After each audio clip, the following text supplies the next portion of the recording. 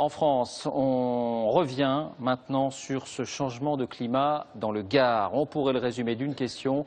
Y a-t-il une montée de la xénophobie, une banalisation de la xénophobie? Tout est parti d'un fait divers cet été. Vous vous en souvenez sans doute. Un couple sans histoire qui avait tiré à coups de fusil sur un groupe de jeunes d'origine maghrébine. C'était il y a 2 mois tout juste.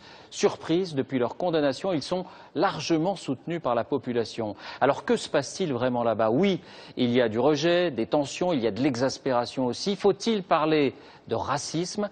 Nous avons souhaité comprendre, nous avons souhaité écouter, questionner.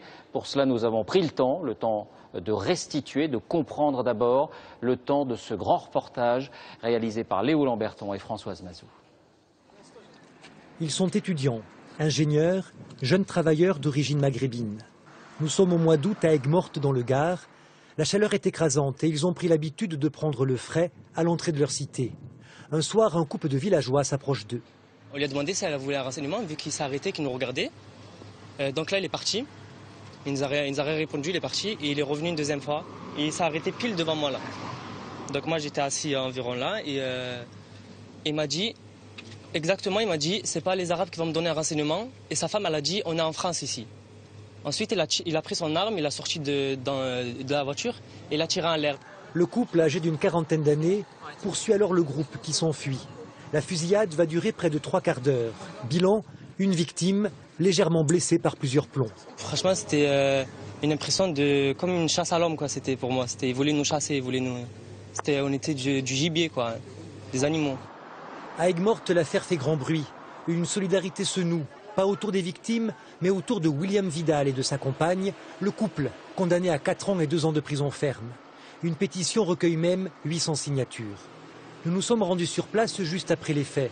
Si très peu d'habitants acceptent de parler face caméra, beaucoup établissent un parallèle avec les affrontements entre jeunes émeutiers et policiers à Amiens quelques jours plus tôt pour dénoncer la sévérité de la justice.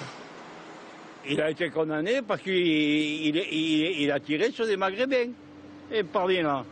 Et les autres Maghrébins qui ont tiré sur les flics, il ne faut rien dire. Moi, dans mon ancien village, ils ont brûlé 2 voitures. Ah, non, non, non.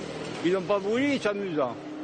Alors toi, le matin, tu te lèves, tu crois de partir travailler avec ta voiture, c'est un tas de ferraille. Oh, où on va? Qu'est-ce que vous pensez que ce qui s'est passé à Amiens? Ouais. Ils ont tiré, les Maghrébins, là. Ils ont tiré sur des policiers, il y a eu 18 blessés. Celui qui a pris le plus, il a pris 6 mois avec sursis. Ici, il n'y a rien du tout, c'est les coups de fusil à l'air. Il a pris 4 ans. Ces propos auraient pu paraître isolés s'il n'y avait pas eu, quelques jours plus tard, un autre incident. Nous sommes devant les arènes d'un village voisin à celui d'Aigues-Mortes. Là, toujours au mois d'août, lors d'une course de taureaux, s'est déroulé un événement qui a suscité beaucoup d'émotions. On n'a pas de bougnoul chez nous, on est des fachos. Voilà ce qu'ont chanté des jeunes devant un public médusé. Et là encore, juste après les faits, certains villageois affichaient leur soutien plus ou moins ouvertement. Je les comprends parce que si ces gens-là, ils se croient. Quand vous allez dans leur pays, vous n'avez rien à dire. Est-ce que vous avez déjà été au Maroc ou bien en Algérie? Et vous pensez ici que... Ils font exactement la même chose que quand vous allez chez eux. Ils vous traitent comme de la merde, on n'a rien à dire. Rien, rien, rien, rien.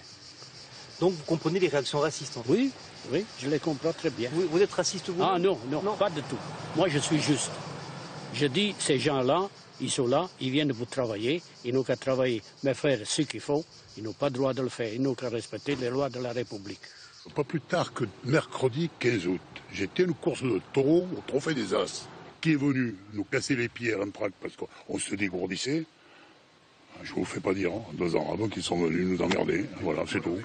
Et tout est comme ça. Après, vous me dites qu'on devient raciste. On a des mots racistes, tous. Tous. On le devient par la force des choses. Dans la région, ces relations tendues entre les communautés ont déjà tué. En 1999, Mounirou Baja, 19 ans, sorti fumer une cigarette, est abattu par un villageois croyant à tort qu'il voulait voler sa voiture.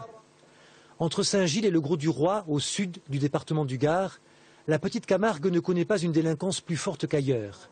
Arrivés dans les années 70 pour travailler dans les champs, les Maghrébins ont-ils pu ou su se faire complètement accepter? Il semble bien que non. Pourtant, dans le Gard, les actes racistes, de l'insulte à l'agression physique, sont en diminution.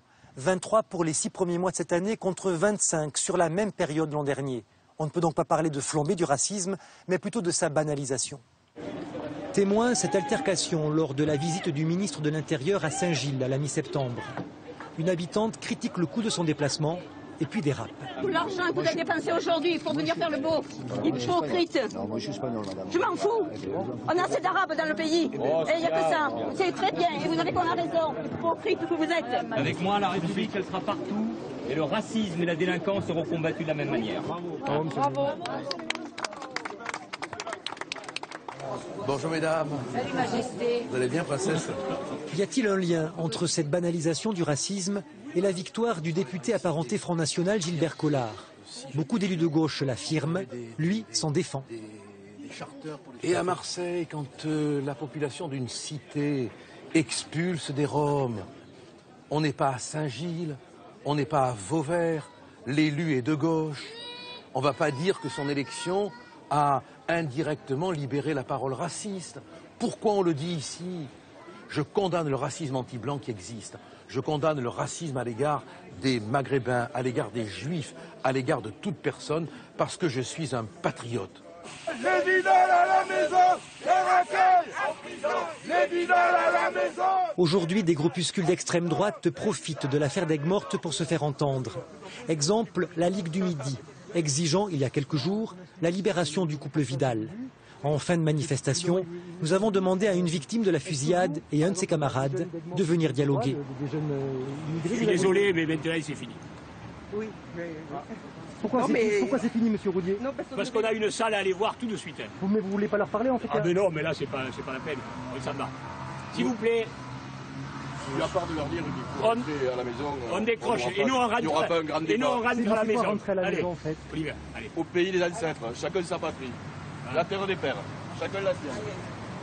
Merci messieurs dames. C'est extrêmement choquant. Je suis extrêmement choqué. Ah oui? Je m'attendais vraiment pas à ça. Écoutez, vous avez entendu aussi bien que moi la réaction de cette personne. Chacun sa patrie. Je ne comprends pas qu'on puisse réagir de la sorte.